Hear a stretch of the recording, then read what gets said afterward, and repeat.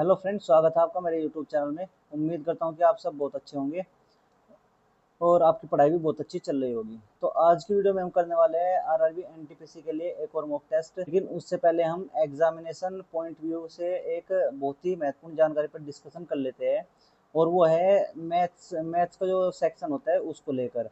जैसा कि हम देखते हैं कि आजकल क्या होता है, आजकल की जो एग्ज़ाम हो रहे हैं, कोई भी एग्ज़ाम उठा के देख लो आप, उसमें जो एग्जामिनर होता है वो जो क्या करता है, कैलकुलेशन मतलब जो क्वेश्चन होता है उसमें कैलकुलेशन को बढ़ा देता है। मतलब जो डिजिट है वो थोड़ी बड़ी दे देता है, या फिर क्वेश्चन को कैलकुलेटिव बनाने की कोशिश करता है। तो उसी को लेकर मैं आपको एक बहुत ही महत्वपूर्ण जानकारी देने वाला हूँ, जिससे कि मतलब जो कि आपके लिए एग्ज़ाम में बहुत ही ज़्यादा यूज़फुल होगी। तो आपको करना क्या है, जैसे कि एग्जामिनर जो है वो एग्जाम में डिजिट को जो है बड़ी बड़ी करके देता है, या फिर मतलब क्वेश्चन को कैलकुलेटिव बनाने की कोशिश करता है। तो आपने देखा होगा, उसका जो आप एक चीज़ नोटिस करना कि उसका जो आंसर होगा, आंसर में या तो फिर आप सबसे पहले चेक करना उसका जो यूनिट डिजिट होता है वो, अगर यूनिट डिजिट अलग अलग दिए गए हैं तो 100 में से 90% जो आंसर होगा वो आप यूनिट डिजिट से निकाल सकते हैं, यानी आपको यूनिट डिजिट चेक करना है। दूसरी बात, अगर किसी भी दो ऑप्शन के यूनिट डिजिट सेम मिल गए तो आपको तीसरा दूसरा तरीका लगाना है कि आपको वहाँ पर जो है मल्टीपल चेक करना है कि जो हमारा आंसर हो सकता है वो किसका मल्टीपल हो सकता है, जो कि आपकी जो मतलब कैलकुलेशन है ना उससे देखने से पता चल जाता है, मतलब फैक्टर से पता चल जाता है कि किसका मल्टीपल होना चाहिए। जैसे कि 3 का मल्टीपल हुआ, 4 का मल्टीपल, तो आप देख के ही मतलब बता सकते हो उसको, क्वेश्चन को, कि भाई इसका आंसर ये होगा। अगर आप मतलब जो मल्टीपल है उसमें भी मतलब दो उसमें फंस गए तो आपको क्या करना है, फिर तो आपको कैलकुलेशन ही करनी पड़ेगी। लेकिन अगर मैं आपको बताऊं, 100 में से 90% बता रहा हूँ, अगर क्वेश्चन कैलकुलेटिव है, उसकी डिजिट जो है बड़ी बड़ी दी गई है, तो 100 में से 90% आपका जो आंसर होगा या तो यूनिट डिजिट से आ जाएगा, या फिर जो मल्टीपल होगा उससे आ जाएगा। ओके। तो आपको जो एग्ज़ाम में है घबराना नहीं है, सबसे पहले ये दो चीज़ें करके देखनी है। ठीक है, अगर इन ये हमारा फिक्स नहीं बैठता है तो आपको क्या करना है, फिर आपको कैलकुलेशन ही करनी पड़ेगी। ओके। तो मैथ्स का जो सेक्शन था उसमें ये बात आपको ध्यान रखनी है, बहुत ही आपके लिए बहुत ही ज़्यादा यूज़फुल होगी ये चीज़।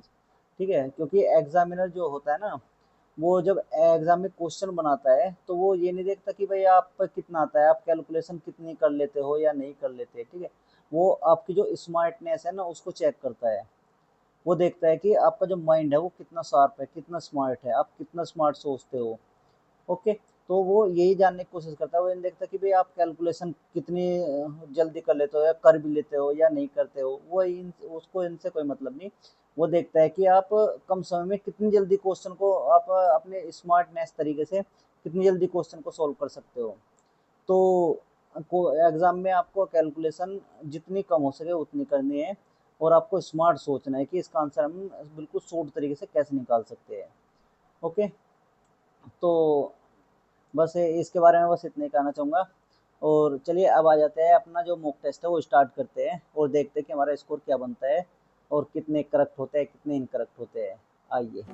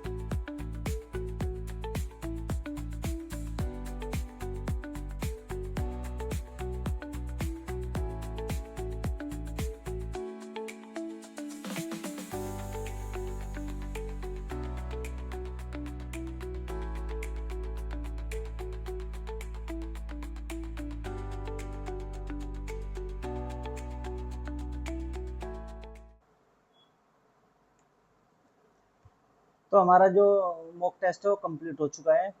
लेकिन आज क्या हुआ, आज टाइम कम होने के कारण जो मेरा मॉक टेस्ट है वो ऑटोमेटिकली सबमिट हो गया है। उसको मैं आपके सामने सबमिट करना चाहता था लेकिन नहीं कर पाऊंगा। लेकिन चलिए मैं आपको अपना स्कोर दिखा देता हूँ कि मेरा स्कोर क्या बना, कितने करेक्ट हुए कितने इनकरेक्ट। आइए, तो मैं अपना स्कोर दिखा देता हूँ। तो यहाँ पर मेरा स्कोर बना है 84, जो है मेरे करेक्ट क्वेश्चन है, और गलत है मेरे 8 क्वेश्चन। मैंने टोटल अटेम्प्ट किए थे 92 क्वेश्चन। यहाँ पर जो मेरे क्वेश्चन है वो 120 में से मैंने 92 अटेम्प्ट किए थे। 120 में से इसलिए दिखा रहा है क्योंकि ये जो मॉक टेस्ट है आरआरबी एनटीपीसी सीबीटी 2 का क्वेश्चन मॉक टेस्ट है, इसलिए 120 में से दिखा रहा है। यहाँ पर जो मेरी एक्यूरेसी है आप देख सकते हो, एक्यूरेसी दिखा रहा है मेरी 91.31%, और जो मेरी परसेंटाइल है वो है 87.87%। ठीक है, तो यहाँ पर देख सकते हो आजकल मेरा जो स्कोर है वो 84 है। यहाँ पर मैं आपको और डिटेल में दिखा देता हूँ, आप देख सकते हो। यहाँ पर अगर मैं इसकी बात करूँ जीएस की, तो यहाँ पर मैंने टोटल 50 में से 33 क्वेश्चन अटेम्प्ट किए थे, जिनमें से मेरे 29 क्वेश्चन सही है और 4 क्वेश्चन मेरे गलत है। अगर मैं मैथ की बात करूं, तो मैथ्स में मैंने लगभग 35 में से 32 क्वेश्चन अटेम्प्ट किए थे, और जिनमें से मेरे 31 क्वेश्चन सही है, एक क्वेश्चन गलत है। और अगर मैं बात करूं सामान्य बुद्धि और विचार की, मतलब रीजनिंग की, तो 35 में से ओनली 27 क्वेश्चन ही अटेम्प्ट कर पाया, क्योंकि टाइम की थोड़ी दिक्कत, टाइम थोड़ा कम पड़ गया था। मैंने बताया था आपको, मेरा जो टेस्ट था वो भी अपने आप ही ऑटोमेटिक ही सबमिट हो गया था। तो यहाँ पर मेरे 35 में से 27 क्वेश्चन जो है देख सकते हो अटेम्प्ट कर पाया मैं, और जिसमें से 24 सही है, 3 गलत है। तो ये आज का हमारा स्कोर था। फिर भी मतलब पहले से थोड़ा सुधार हुआ है, थोड़ा सही था स्कोर। अच्छा, आप में से कुछ लोग क्या, बहुत से लोग ये सोचते होंगे कि भाई मैं मतलब मॉक टेस्ट लगाता हूँ, अपना स्कोर बताता हूँ, तो इससे दूसरों को क्या फ़ायदा होता होगा। तो मैं आपको एक बार बताऊँ, जब हम यूट्यूब पर या अपने साथ में पढ़ने वाले या किसी मतलब कोचिंग फ्रेंड, किसी का भी जब कोई टेस्ट लगाता है ना, उसका स्कोर एनालिसिस देखते हैं हम, तो जो हमारे अंदर है ना एक मतलब अपने आप ही एक भावना जगती है कि भाई यार ये इतना सही कर रहा है नहीं, हम कहाँ पर है, हमें भी टेस्ट लगाने चाहिए, हमें ये देखना चाहिए कि हमारे कितने क्वेश्चन सही हो रहे हैं, मैं इतने सही कर पा रहा हूँ या नहीं।